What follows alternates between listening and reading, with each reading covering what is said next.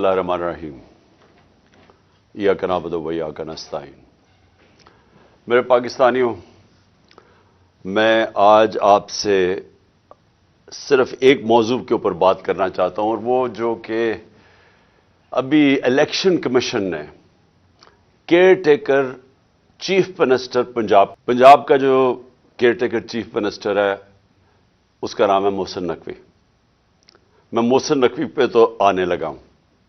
اس سے پہلے میں اپنی ساری قوم سے ایک بات کرنا چاہتا ہوں کہ دیکھیں، جو جمہوریت ہوتی ہے نا، جمہوریت کی بنیاد اخلاقیات پہ رکھی جاتی ہے۔ ایک جمہوریت کے پاس بندوقیں نہیں ہوتی، اس کے پاس اخلاقی معیار ہوتے ہیں، موریلٹی ہوتی ہے، مورل سٹینڈرڈز ہوتی ہیں۔ اس کے اوپر ایک جمہوریت کھڑی ہوتی ہے۔ جدھر سے ہم نے جمہوریت کی ہے برطانیہ، ایک پرائم منسٹر صرف جھوٹ بولنے کے اوپر ہیرلڈ میک ملن کو ریزائن کرنا پڑتا ہے۔ وہاں کی جمہوریت کا یہ حالات ہے کہ ڈیوڈ کیمرون بھاری اکثریت سے کنزرویٹو پارٹی میں جیتا ہوا تھا، پرائم منسٹر تھا۔ وہ صرف ایک ووٹ ہار جاتا ہے بریکسٹ کے اوپر، ریزائن کرنا پڑتا ہے اس کو کہ میں وہ اخلاقی قوت کھو بیٹھا ہوں حکومت کرنے کے لیے۔ بورس جانسن بھاری اکثریت سے جیتا، صرف اس نے ایک آفس کے بعد ایک پارٹی کر لی اور انہوں نے کہا کہ جی قانون آپ نے توڑ دیا ہے، کہ آپ نے یہ کر دیا ہے کہ جب سوشل ڈسٹینسنگ کووڈ-19 میں آپ نے لوگوں کو کہا ہوا تھا کہ نہ کریں، تو آپ نے آفس کے باہر کیسے اکٹھے ہو گئے؟ اس کے اوپر اس کو ریزائن کرنا پڑا، کیونکہ اس نے کہا کہ میں اخلاقی قوت کھو بیٹھا ہوں۔ اس کی پارٹی کے لوگوں نے کہا کہ آپ کے پاس وہ اب جو اخلاقیات نہیں ہیں، جو معیار نہیں ہے جو کہ ایک پرائم منسٹر کو چاہیے۔ تو کہنے کا مقصد یہ ہے کہ جمہوریت ڈنڈے سے نہیں چلتی، کر کے بندوقیں رکھ کے نہیں چلتی، جمہوریت چلتی ہے اخلاقیات کے اوپر۔ اب میں یہ جو انہوں نے الیکشن کمیشن نے فیصلہ کیا کہ وہ محسن نقوی کو بنائیں گے، میں پہلے ذرا آپ کو سمجھا دوں کہ یہ ہوا کیوں تھا کہ ایک کیئر ٹیکر چیف منسٹر آتا کیوں تھا، یا پرائم منسٹر کیوں بنتا تھا۔ یہ اس لیے بنتا تھا کہ 18ویں ترمیم میں انہوں نے یہ فیصلہ کیا، یہ پیپلز پارٹی اور نون لیگ نے، کہ دیکھیں جو بھی حکومت بیٹھ کے جب الیکشن کرواتی ہے، ہمارے میں وہ اخلاقی معیار ہی نہیں ہے۔ جس طرح برطانیہ کے اندر وہ کوئی ان کی کیئر ٹیکر نہیں آتا، لیکن وہاں کی اخلاقیات کے سٹینڈرڈز اتنے ہیں کہ وہ سمجھتے ہیں کہ وہ صاف اور شفاف الیکشن کروا سکتی ہے حکومت، وہ بالکل چیٹنگ نہیں کرے گی، وہ کسی قسم کی دھاندلی نہیں کرے گی، تو اس لیے وہاں کوئی ضرورت نہیں پڑتی کیئر ٹیکر کی۔ لیکن پاکستان کی بدقسمتی یہ ہے کہ ہماری جمہوریت کے معیار اتنے گر چکے ہیں کہ کسی کو اعتماد ہی نہیں ہے کہ کوئی فری اینڈ فیئر الیکشن کروا سکے جب تک کہ کیئر ٹیکر نہ آئے۔ تو کیئر ٹیکر کا مقصد کیا تھا کہ وہ ایک نیوٹرل امپائر بنے گا، وہ ایسے ایک گورنمنٹ بنے گی جو کہ کسی کی فیور نہیں کرے گی، وہ صاف اور شفاف الیکشن کروائے گی۔ یہ بنیادی وجہ تھی کیئر ٹیکر گورنمنٹ بنانے کی۔ تو ہمیں نام دیے، میں آپ کو نام بتاؤں کہ ہم نے کس کے نام دیے۔ ہم نے وہ نام دیے جو ہم سمجھتے تھے کہ کریڈیبل ہیں، ایماندار ہیں، دیانتدار ہیں، جن میں وہ امانت داری ہوگی کہ وہ الیکشن ٹھیک کروا سکیں۔ تو ہم نے ایک ناصر کھوسہ صاحب کو چنا۔ ناصر کھوسہ شہباز شریف کے چیف سیکرٹری رہ چکے ہیں، نواز شریف کے پرنسپل سیکرٹری رہ چکے ہیں۔ تو ہم نے یہ بڑی اچھی طرح ان کو جانتے ہیں، ان کا ساری بیوروکریسی میں ان کا نام ہے، تو ہم نے سمجھا کہ یہ ایک ایسا نام ہے جو کہ ان کو بھی پسند ہوگا، یعنی اس کے اوپر کوئی اعتراض نہیں ہوگا۔ پھر اگلا نام ہم نے احمد سکیرا کا چنا۔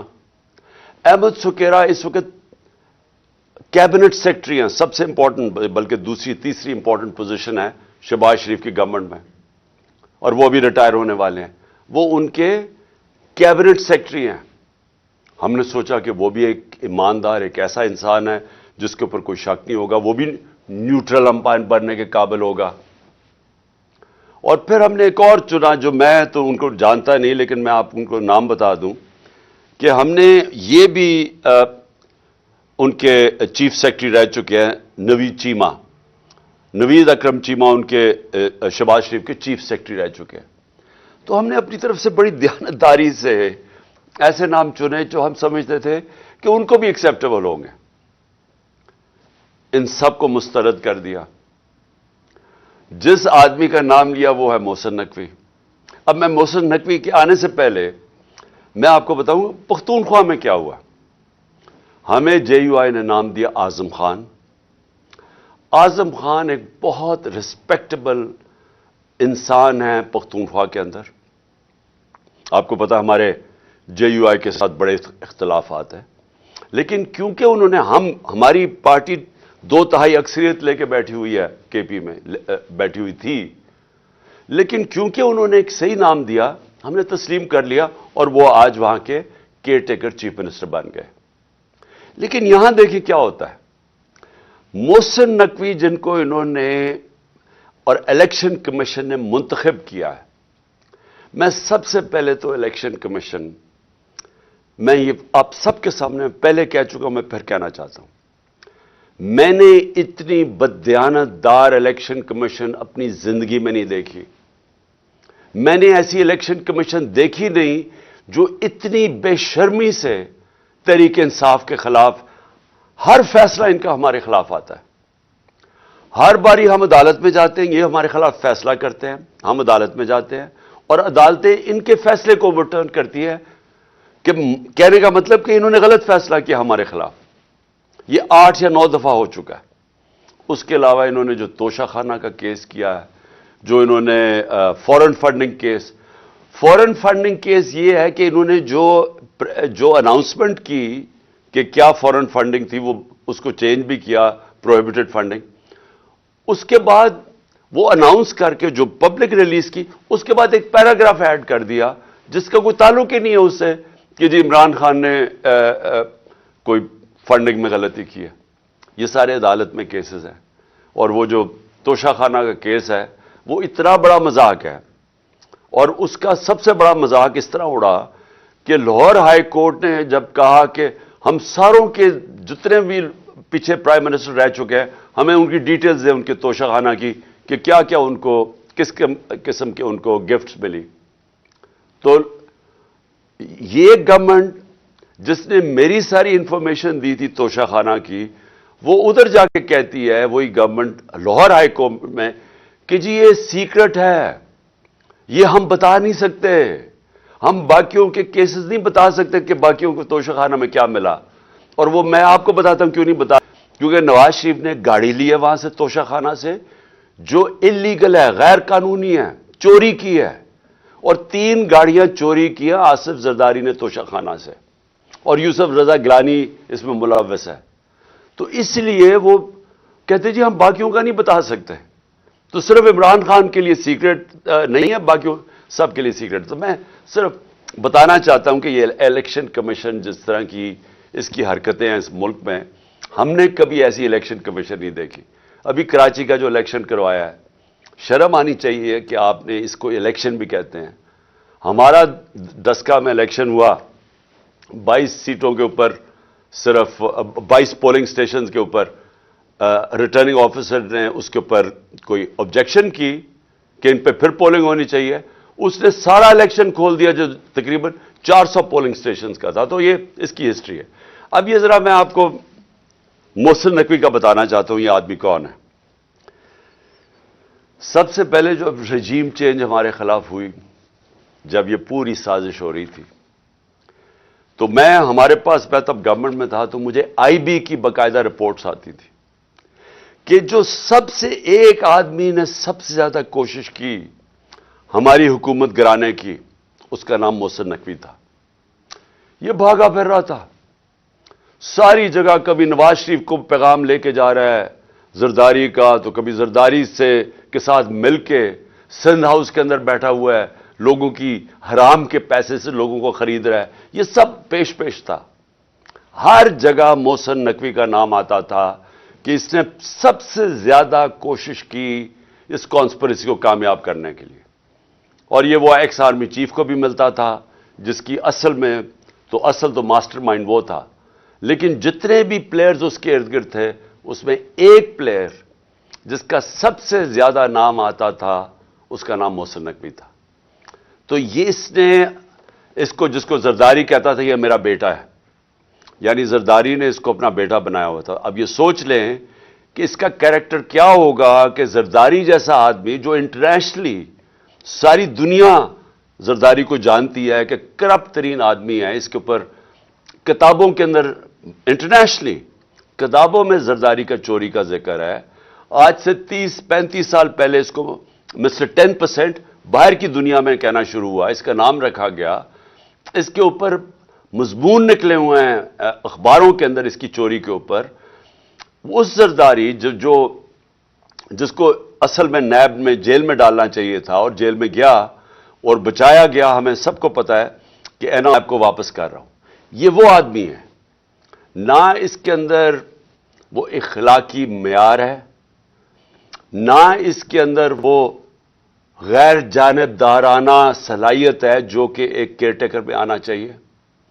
اور اس کے بعد اگر کسی کو کوئی شک ہے کہ یہ تحریک انصاف کا بدترین دشمن ہے، اس کی جو چینل 24 کا بھی اٹھا کے دیکھ لیں، اس میں مسلسل تحریک انصاف کے خلاف پروپیگنڈا چلتا رہتا ہے۔ کوئی بھی جانتا ہے، صحافت میں سب جانتے ہیں کہ یہ ہمارا بدترین دشمن ہے، سیاست میں سب جانتے ہیں، اور ہمیں سارا پتہ ہے کہ رجیم چینج کے اندر جب ہماری حکومت گرانی تھی اس کا کتنا بڑا ہاتھ تھا۔ اب اس آدمی کو اگر انہوں نے بنایا ہے اس پنجاب کا کیئر ٹیکر چیف منسٹر، تو اس کا کیا مطلب ہے؟ اس کا مطلب یہ ہے کہ اس کے پیچھے وہ لوگ ہیں جنہوں نے کاٹا ڈالا ہوا ہے عمران خان کے اوپر، جنہوں نے فیصلہ کیا ہے کہ عمران خان اب کامیاب نہیں ہوگا۔ وہ لوگ جن کو ابھی تک میں پھر سے کہتا ہوں نہ تاریخ کا پتہ ہے، نہ ان کو سیاست کی سمجھ ہے، نہ ان کو پتہ ہے کہ کاٹا مار کے اس ملک کو کتنا بڑا نقصان کیا گیا ہے ہماری تاریخ میں۔ میں یاد کرانا چاہتا ہوں کہ مجیب الرحمان کے اوپر کاٹا ڈالا گیا تھا، ملک ٹوٹ گیا۔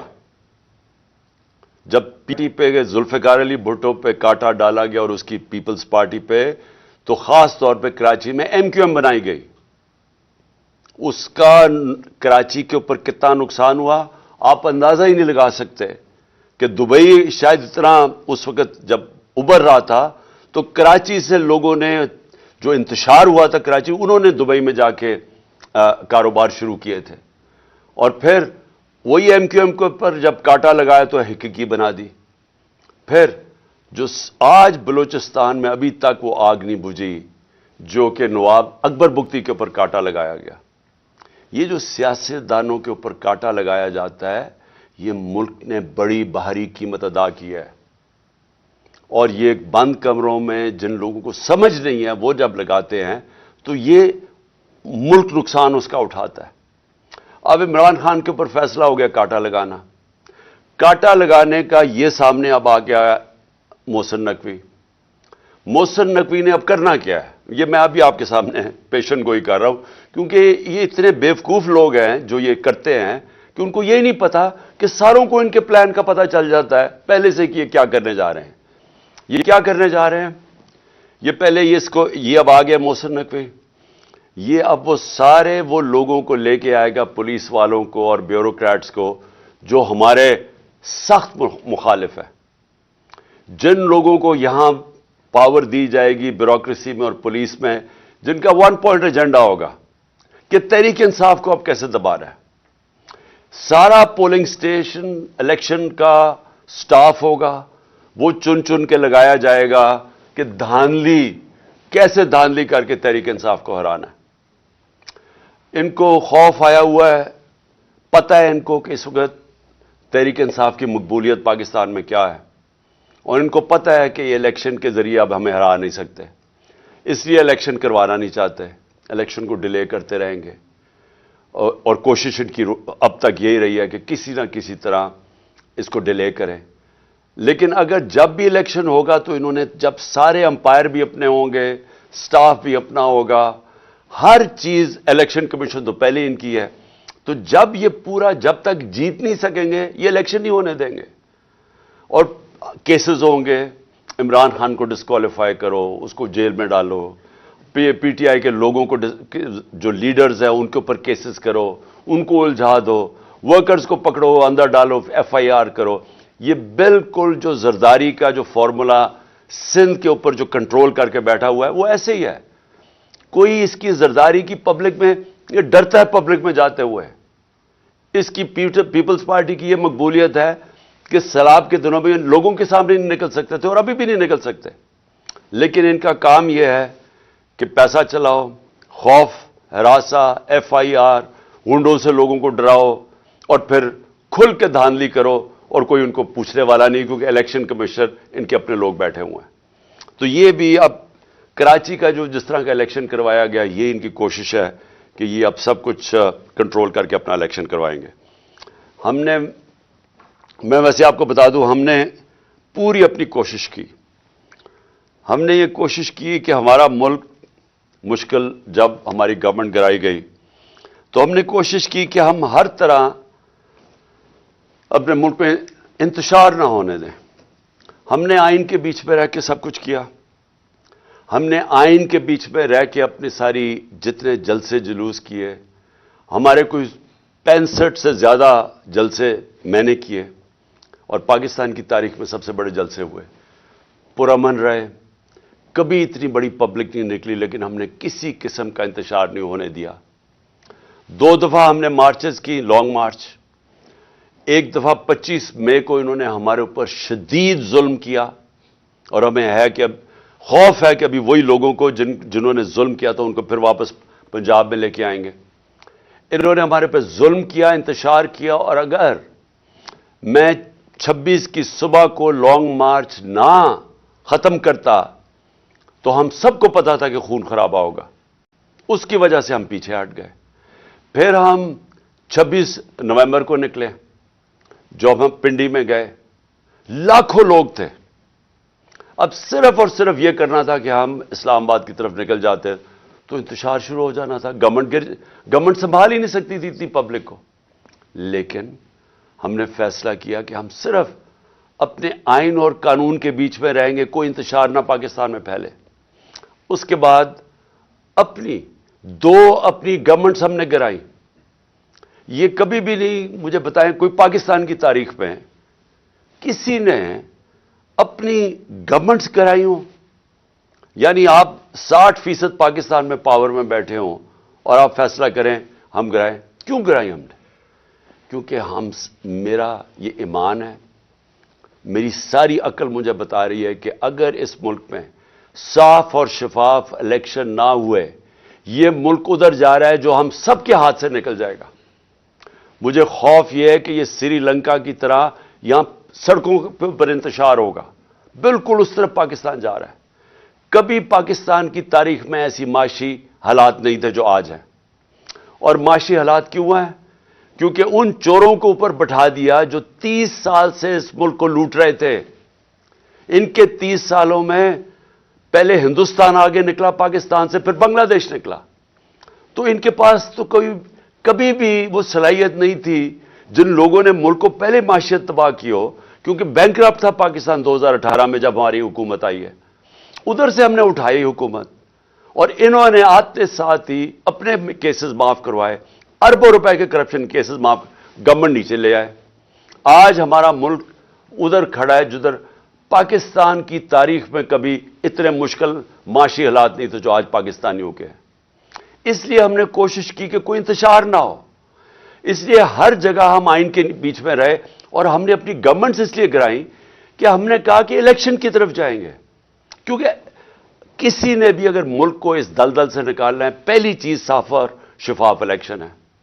اب یہ جو انہوں نے کر دیا ہے, اس سے تو صاف اور شفاف الیکشن نہیں ہونے لگے, اس سے تو ملک میں انتشار ہونے لگا ہے. یہ جو کرنے جا رہے ہیں, اگر ان کا خیال ہے کہ ان الیکشن سے ملک کو فائدہ ہوگا، ایک پارٹی کو اور ایک پارٹی کے چیئرمین کو باہر کرتے کرتے یہ ملک کو وہ نقصان پہنچانے لگے ہیں کہ مجھے خوف آ رہا ہے کہ یہ جس طرح ایسٹ پاکستان علیحدہ ہوا تھا وہ اس طرح کا نقصان نہ پہنچا دیں۔ تھوڑے سے چوروں کو جن کی ساری دولت اور پیسہ پاکستان سے باہر ہے، جن کا سٹیک ہی پاکستان میں نہیں ہے، جن کے بچے جائیداد، علاج، پراپرٹیز، بزنسز اربوں اربوں ڈالر کی اس ملک سے چوری کر کے جو باہر لے گئے ہیں، ان کو کیا فرق پڑے گا اگر پاکستان نیچے جاتا ہے؟ فرق تو ہم لوگوں کو پڑے گا جن کا جینا مرنا یہاں ہے، جن کی کوئی باہر پراپرٹی نہیں ہے، جنہوں نے باہر کمایا بھی تھا تو سب کچھ آج اپنے ملک میں ہے۔ نقصان تو ان کو ہوگا، اور یہ اس طرف لے کے جا رہے ہیں پاکستان کو۔ ہم کوشش کر رہے ہیں کہ کسی طرح اس ملک کو نکالیں اس مشکل سے، یہ مزید اس طرف پاکستان کو دھکیل رہے ہیں، اور یہ وہ چیزیں کر رہے ہیں جو یہ سمجھتے نہیں ہیں کہ قوم بدل چکی ہے، یہ سمجھتے نہیں ہیں یہ سوشل میڈیا کا زمانہ ہے، یہ سمجھتے نہیں ہیں کہ شعور کتنا آ گیا لوگوں کے اوپر۔ اس لیے میں آج اپنی ساری قوم کو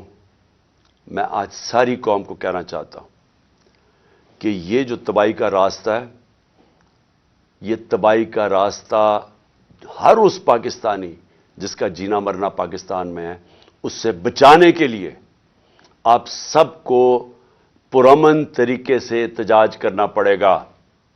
یہ آپ کا سب کا آئینی حق ہے، یہ آپ کا انسانی حق ہے، ہیومن رائٹ ہے آپ کا، کہ جب آپ دیکھ رہے ہیں ملک میں اس طرح کی ظلم اور ناانصافی، اس طرح کے لوگ جن لوگوں کو جیلوں میں ہونا چاہیے جو اوپر آ کے بیٹھ جائیں، اور جب آپ واضح طور پہ دیکھ رہے ہیں کہ قوم امر بالمعروف سے اٹھ گئی ہے، اللہ کا حکم ہے کہ اچھائی کے ساتھ کھڑے ہو، یہ سارے وہ لوگ، یہ جو آدمی 35 لاکھ روپیہ چوری کر کے جو واپس دے کے آیا ہے نیب کو، وہ اس پنجاب کا چیف منسٹر بنے گا، اور اوپر سارا کرپٹ ٹولہ سینٹر میں بیٹھا ہوا ہے، 60% کیبنٹ ضمانت پہ ہے کرپشن پہ۔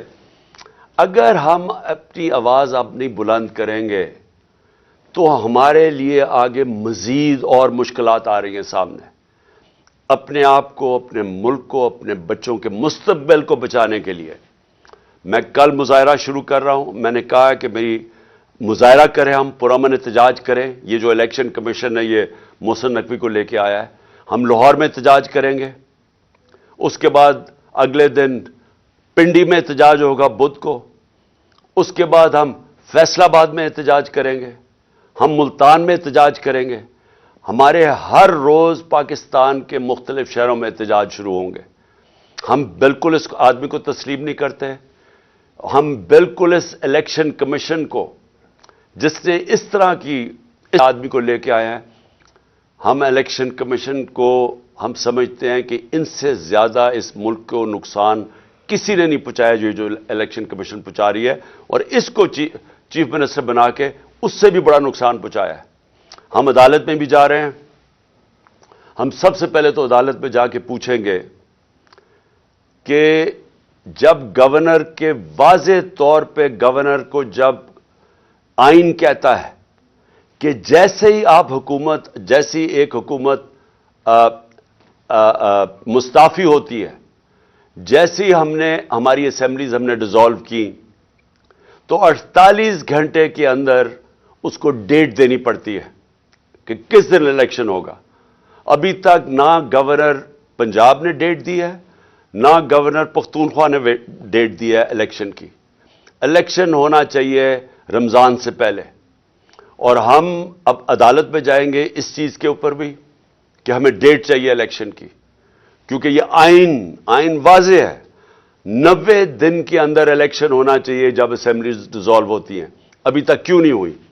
تو ہم اس کے لیے عدالت میں جا رہے ہیں، اور ہم یہ محسن نقوی کی اپوائنٹمنٹ کے اوپر بھی عدالت میں جا رہے ہیں کہ اگر الیکشن کمیشن نے اسی طرح کا آدمی اپوائنٹ کرنا تھا تو کدھر گئی کہ غیر جانبدار چیف منسٹر ہونا چاہیے تھا کیئر ٹیکر گورنمنٹ کا، اور اس کی بالکل انہوں نے خلاف ورزی کی ہے۔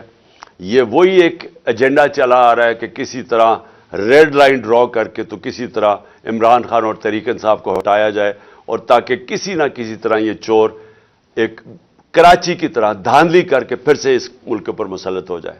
میں پھر سے آپ سب کو دعوت دیتا ہوں، میں آپ کو اس لیے دعوت دے رہا ہوں کہ آپ نے اپنے مستقبل کے لیے نکلنا ہے، یہ بہت ضروری ہے آپ کے لیے۔ اس طرح کے لوگ آپ کے اوپر مسلط ہو گئے یا ملک میں الیکشن سے کوئی فائدہ نہیں بلکہ اب نقصان ہونے جا رہا ہے، اور آپ کو نکلنا چاہیے اس لیے کہ اگر ہم یہ تسلیم کر جاتے ہیں یہ ناانصافی